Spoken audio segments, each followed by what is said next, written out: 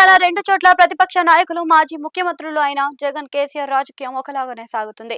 ఇద్దరు అసెంబ్లీకి పోవడం లేదు. అంతేకాదు జనంలోకి కూడా పెద్దగా రావడం లేదు.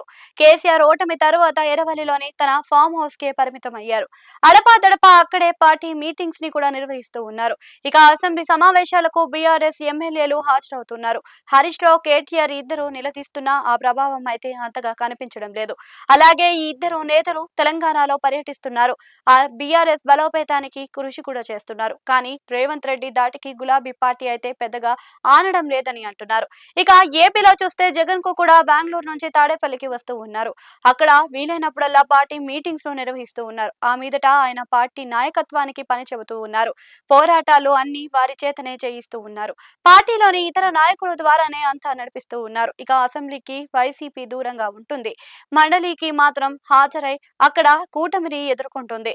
ఇలా ఎంత చేసినా జగన్ జనంలోకి రావడం లేదు అన్నది అయితే ఉంది. దాంతో రెండేళ్ల కూటమి పాలనలో పెద్దగా వైసీపీ ప్రభావం రాజకీయంగా కనిపించడం లేదని కూడా అన్నారు.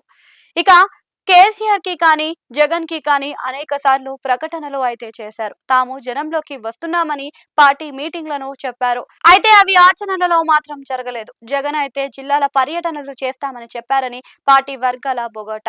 కానీ అదిగో ఇదిగో అంటూనే అంతా జరిగిపోతుంది. కేసీఆర్ కూడా తెలంగాణ వ్యాప్తంగా 3 భారీ బహిరంగ సభలు పెట్టి మరి రేవంత్ రెడ్డి ప్రభుత్వం మీద సమర బేరీ మోగిస్తామని చెప్పారు.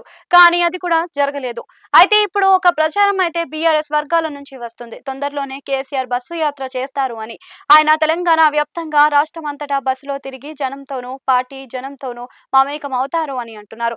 ఇక జగన్ విషయం తీసుకుంటే 2027లో భారీ పాదయాత్ర ప్రారంభించాలని చూస్తున్నారు అని పార్టీ వర్గాల బొగోట. అలా 2029 ఎన్నికల దాకా జనంలో ఉంటే సరిపోతుంది.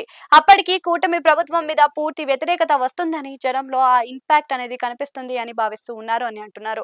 అయితే 2027 జూలై తర్వాత పాదయాత్ర ఉంటుందని కూడా చుచాయిగా చెబుతూ ఉన్నారు. కానీ చూస్తే మరో ఏడాదికి పైగా సమయం ఉంది. అంతకాలం పాటు పార్టీలో ఉత్తేజం లేకుండా ఉంటే ఎలా అన్న ప్రశ్నలు కూడా వస్తున్నాయి. పాదయాత్ర చేయవచ్చు, కానీ ఈలోగా జగన్ జిల్లాల పర్యటనలు చేస్తే బాగుంటుంది అన్న సూచనలు కూడా వస్తున్నాయి. ఏపీలో ఉమ్మడి 13 జిల్లాలలో జగన్ పర్యటనలు పెట్టుకుని నెలకొక జిల్లాలో తిరిగినా పార్టీ పూర్తిగా రియాక్టివ్ అవుతుందని, క్యాడర్ సైతం ఉత్సాహంగా ఉంటుందని అంటున్నారు. మరి వైసీపీ యాక్షన్ ప్లాన్ ఎలా ఉంటుందో అనేది చూడాల్సి ఉంది. కేసీఆర్ అయితే బస్సు ఎక్కడానికి సిద్ధంగా ఉన్నారని బీఆర్ఎస్ లో ప్రచారం అయితే ఉంది.